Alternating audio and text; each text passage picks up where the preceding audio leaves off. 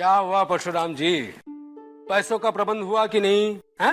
नहीं, मैं जानता हूँ कि आपके पास कल शाम तक का समय है, फिर भी मैं अपने दिल को तसल्ली दिलाने के लिए यहाँ चला आया, ये देखने के लिए कि आपकी कोशिश कहाँ तक पहुँची है। मेरे पैसे वसूलना मेरे लिए कोई बड़ी बात नहीं, और कुछ नहीं तो जितने पैसे तुमने लिए हैं ना परशुराम जी, उतने ही तुम्हारी हड्डियों को तोड़ दूंगा मैं।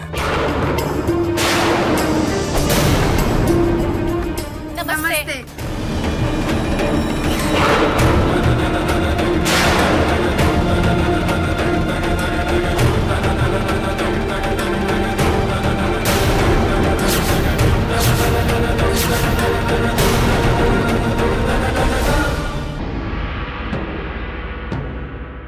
नमस्ते काकी। नमस्कार। स्वरा, तुम वहां क्या कर रही हो? इधर आओ ना। काकी, आपकी बात हुई ना आई साहब से? हाँ, हो गई थी।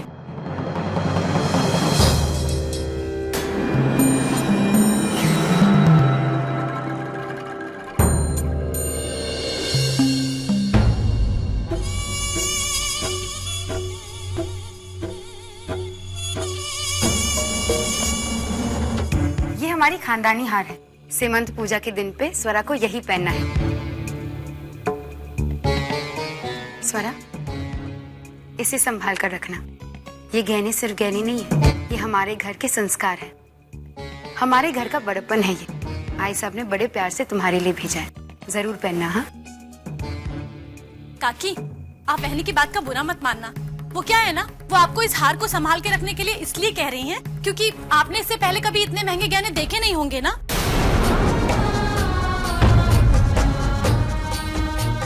पूरे 10 तोले का है। शांति, बहनी बताना तो पड़ता है ना, आखिर 10 तोले का हार जो है। हाँ शांति, बस भी करो। ठीक है काकी, हम चलते हैं। नहीं, रुकिए ना, मैं चाय बनाती हूँ। नहीं काकी, वो आई सब घर पे इंतजार कर रही है ना, और बहुत सारा काम भी बाकी है, हम चलते हैं। अरे ये नमस्ते।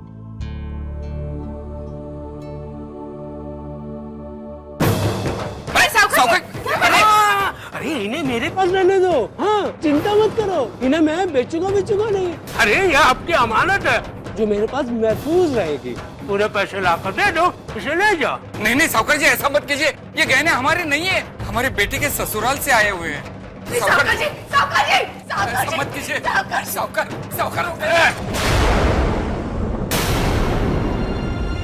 अपने कुर्ते से बाहर हाथ मत निकालना, वरना आदमी भिजवा कर हाथ पे तुड़वा दूंगा। मैं पाँव पड़ता हूँ साहूकार।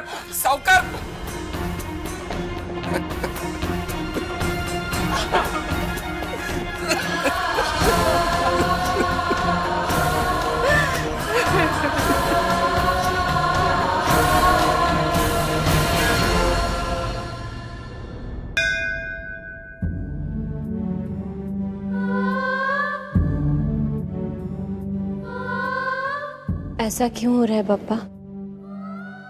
एक खुशी आती है तो अपने साथ 1000 दुखों को साथ लेकर आती, और उन दुखों का आतंक इतना बड़ा है कि खुशी का एहसास ही नहीं होता। आज तक जो स्वरा अपने आई बाबा के हर एक खुशी की वजह हुआ करती थी, आज वही स्वरा उनके हर एक दुखों की वजह बन गई है। कितना कुछ बर्दाश्त करना पड़ रहा है मेरे आई पापा को मेरे लिए। वो हर सुबह उठते हैं तो एक नई परेशानी के साथ। वो जताते नहीं है, पर असल में वो थक चुके हैं अपनी बेटी के भविष्य का बोझ उठाते उठाते। बचपन से लेके आज तक उन्होंने अपने हर एक इच्छाओं को मारकर मेरी इच्छाएं पूरी की है, पर आज उनकी इज्जत ही दांव पर लग चुकी है। क्या इसका कोई अंत नहीं है पापा? मैं अपने आई बाबा की बेइज्जती होते हुए नहीं देख सकती। मैं उनकी जिंदगी के बदले अपनी खुशियां नहीं चाहती। हम सब मजबूर हैं, पर आप तो नहीं ना। आप ही मुझे कोई रास्ता दिखाइए ना।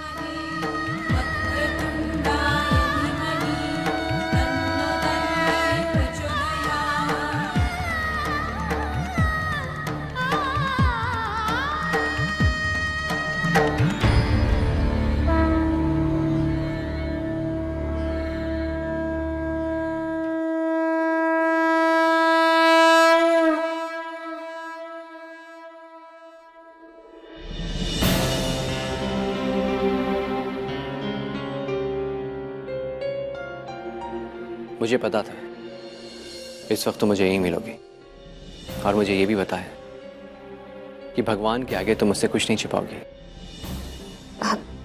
आपको ऐसा क्यों लग रहा है? मैंने आपसे कहा ना, सच में ऐसा कुछ भी नहीं है जो मैं आपसे छिपा रही हूँ। तो फिर जो मैं महसूस कर रहा हूँ वो क्या है? जब अपने कोई मुसीबत में होते हैं तो दिमाग से पहले दिल को पता चल जाता है। आज मेरा दिल ये कह रहा है कि तुम किसी तकलीफ से गुजर रही हो सरा। आप बेवजह ही परेशान हो रहे हैं। मैं पापा की भक्त हूँ और उनके भक्तों पर ऐसी कोई मुश्किल आ ही नहीं सकती जिसका कोई हल ना हो। तुम्हारे कहने का मतलब हल होने वाली ही सही है, लेकिन कोई ना कोई मुश्किल तो है ना। ऐसी तो कोई भी बात नहीं है। सरा प्लीज, हमारी शादी होने वाली है, हम एक दूसरे के साथ बंधने वाले हैं, फिर ये दूरियां कैसी? फिर क्यों तुम्हारी जिंदगी में ऐसा कुछ है जो तुम मुझसे बांट नहीं सकती? सरा, जो मैं कह रहा हूं गलत नहीं कह रहा हूं। तुम लाख छुपाने की कोशिश करो, लेकिन तुम्हारी आंखों में वो दर्द दिखता है, और कल मैंने उस दर्द को देखा है, और कल की पूरी रात उसी दर्द को याद कर करके काटी। सरा, तुम इस हालात में हो और मैं तुम्हारी मदद नहीं कर पा रहा हूं। सरा, ये सोच कर भी मुझे तकलीफ होती है। बताओ ना सरा, क्या बात है?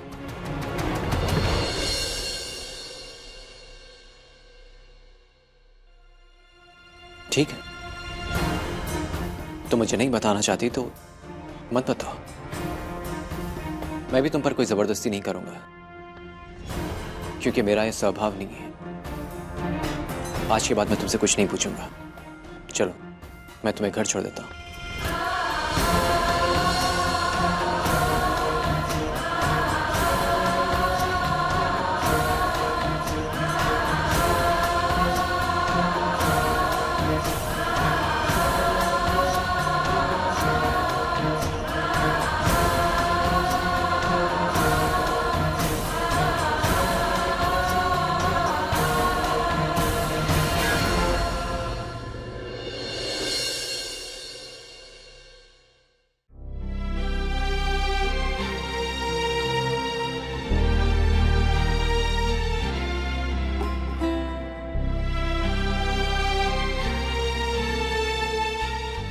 आज पहली बार ऐसा लग रहा है कि आई महालक्ष्मी ने भी हमारे लिए सारे दरवाजे बंद करके रखे हैं। मुझे नहीं लगता है कहीं से भी पैसों का इंतजाम होगा। नहीं, ऐसा मत कहीं। हमें कोई ना कोई रास्ता ढूंढना ही होगा। तो जो बात यहां तक पहुंची उसे बिगड़ने में देर नहीं लगेगी। अरे, हम तमाशा वाले वैसे ही पैसों के लिए बदनाम होते हैं। अब ये गहनों वाली बात स्वरा के ससुराल में पहुंचेगी तो वो हमारे बारे में क्या सोचेंगे? मेरी स्वरा की शादी टूट जाएगी, वो बर्बाद हो जाएगी, कहीं की नहीं रहेगी वो।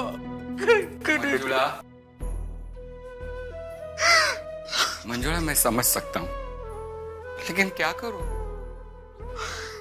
साहूकार कुछ सुन ही नहीं रहा है। ए, क्या हुआ है? बताना, इतनी परेशान क्यों है? कुछ नहीं।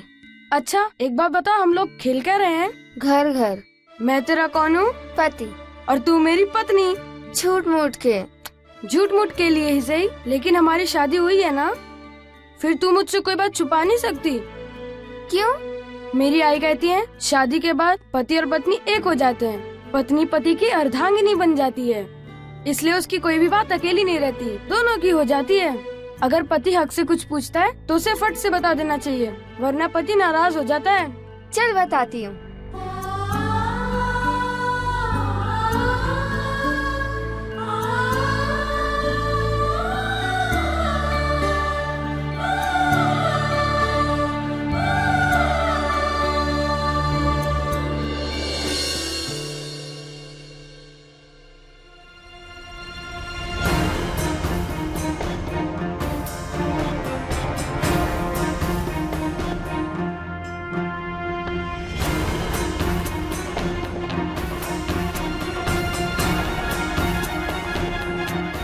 आदित्य, मैं आपसे कहना तो नहीं चाहती थी, पर दरअसल बात यह है कि हमारे साखरपुड़े के लिए आई बाबा ने एक साहूकार से कुछ पैसे उधार लिए थे और अब अचानक से वो साहूकार अपने पैसे वापस मांग रहा है।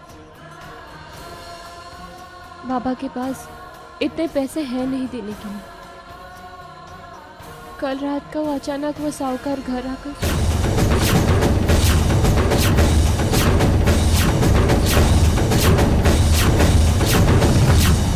अब पता नहीं क्या होगा, कुछ समझ में नहीं आ रहा। अगर कल मैं वो गहने ना पहनूं तो? ऐसा कुछ नहीं होगा सौरा, तुम वो गहने जरूर पहनोगी। मैं नहीं आदित्य, आप ऐसा कुछ नहीं करेंगे। लेकिन मैंने कहा ना आदित्य, आपको पता है ना, पहले से लोग हमारे रिश्ते के बारे में न जाने क्या क्या बातें करते हैं, और अगर अब हमने आपसे पैसों की मदद ली तो लोग तो यही कहेंगे ना कि अब तक शादी हुई नहीं और परशुराम ने फायदा उठाना शुरू भी कर दिया। आपको मुझसे वादा करना होगा कि आप अपने पैसों से हमारी कोई मदद नहीं करेंगे। मैं वादा करता हूं, तुम्हारे आई बाबा के स्वाभिमान को ठेस नहीं पहुंचेगी। देशमुख परिवार तुम्हारी कोई मदद नहीं करेगा।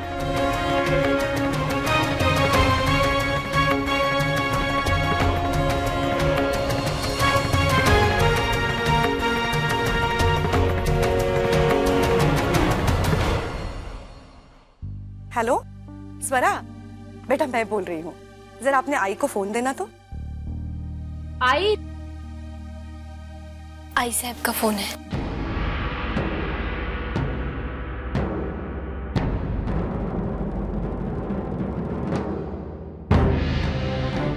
हेलो मंजुळा दी, एक छोटा सा प्रॉब्लम है।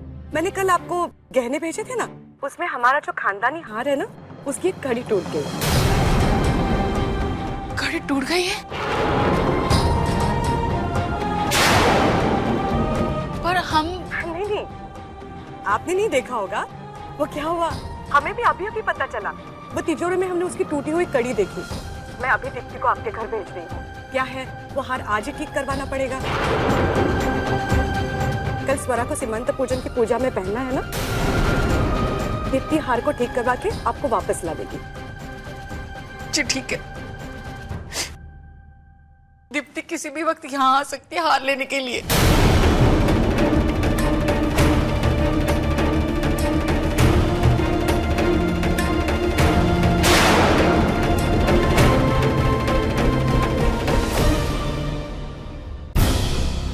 जो भी हो, मुझे ऐसा लगता है स्वरा, जवाई बापू को ये बात बताकर तुमने बहुत बड़ी गलती की है। क्यों?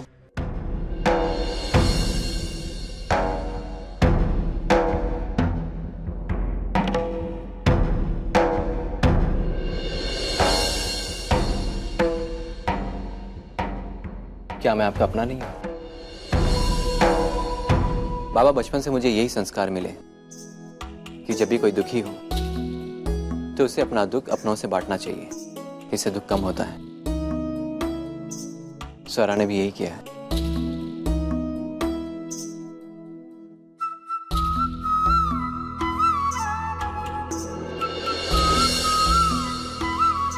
ये लीजिए जेवरात और आपके जमीन के कागजात। आदित्य, पर आपने तो मुझसे वादा किया था ना। सारा, मुझे हर वादा याद है और मैंने अपने सारे वादे निभाए भी हैं। मतलब ये जेवरात मैंने छुड़ाए जरूर है सौरा, लेकिन अपने पैसों से नहीं, बाबा के पैसों से। क्योंकि मेरा खुद का अपना बिजनेस है। मैं सारे राज्य में जमीन खरीदता रहता हूँ और वक्त पड़ने पर उसे डेवलप भी करता हूँ। बस उसी इरादे से मैंने बाबा की भी जमीन खरीद ली। फिर ये कागजात आप मुझे क्यों दे रहे हैं? बाबा, जब जमीन डेवलप करने का वक्त आएगा तो मैं आपसे ले लूंगा, तब तक आप अपने पास रखिए।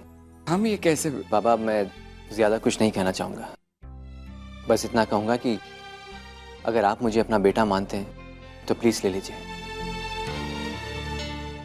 अगर सिर्फ दामाद मानते हैं तो फिर आप जैसा ठीक समझें।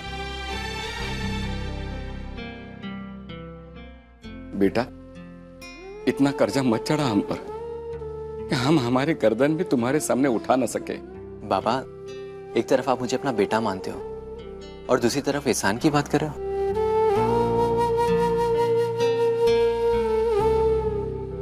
प्लीज ले लीजिए।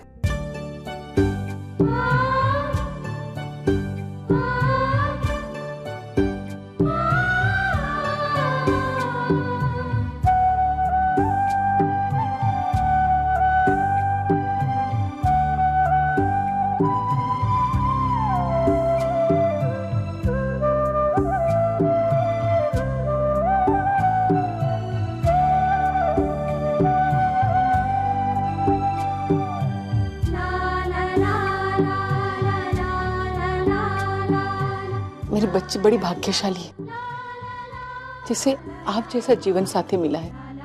आपकी आई हमेशा कहती है उन्हें सर्वगुण संपन्न बहू मिली है। अब तो मैं भी कहूंगी मुझे सर्वगुण संपन्न दामाद जी मिले हैं, है ना?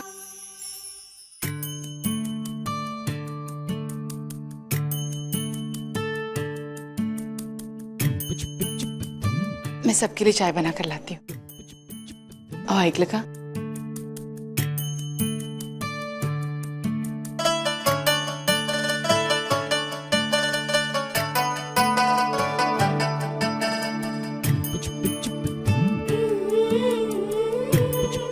सरा, तुम खुश तो हो ना?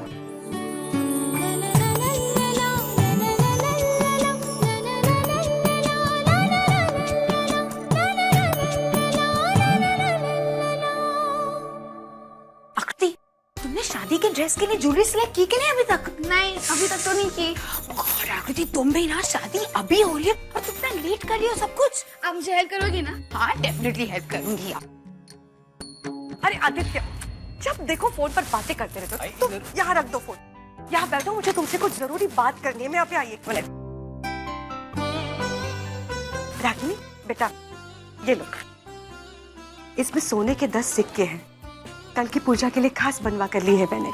अब इतनी कीमती चीज मुझसे नहीं संभाली जाती, तुम अपने पास रखना। शगुन के सिक्के हैं, मंदिर में आई महालक्ष्मी के पैरों पर लगा कर लाए हैं। हुआ है। और हाँ, मैंने चूड़े वाले को संदेशा भेजा है, वो शाम तक आ जाएगा। तुम बस दोपहर को उसे फोन करके याद दिला देना, मेरे दिमाग से बात निकल जाएगी। मैं करती हूँ। हेलो, हाँ स्वरा मैनी, आप कैसी हो? हाँ, अरे आप दादा से तो कभी भी बात कर सकते हो, लेकिन मुझसे भी तो बात कीजिए। स्वरा, अभी अभी आदित्य भाजी तुम्ही से मिलके यहाँ आ रहे हैं ना, और वो यहाँ पहुंचे तक नहीं और तुम्हारा फोन आ गया। नहीं आई साहब, स्वरा का फोन है। रागिनी, एक मिनट में आई।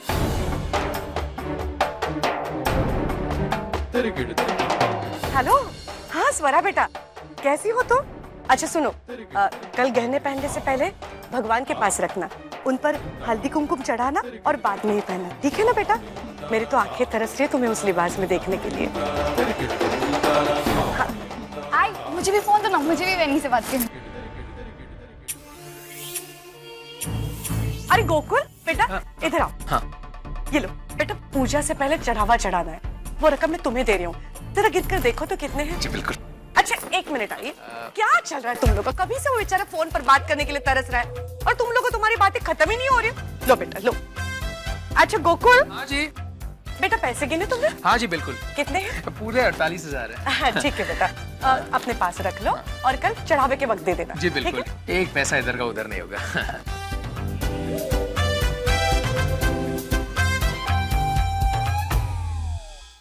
हेलो। हेलो। हाँ स्वरा, बोलो। अब वो क्या? दरअसल मैं चाहती थी कि कल जब मैं हमारे खानदानी गहने पहनूं तो सबसे पहले आप मुझे देखें। मैं?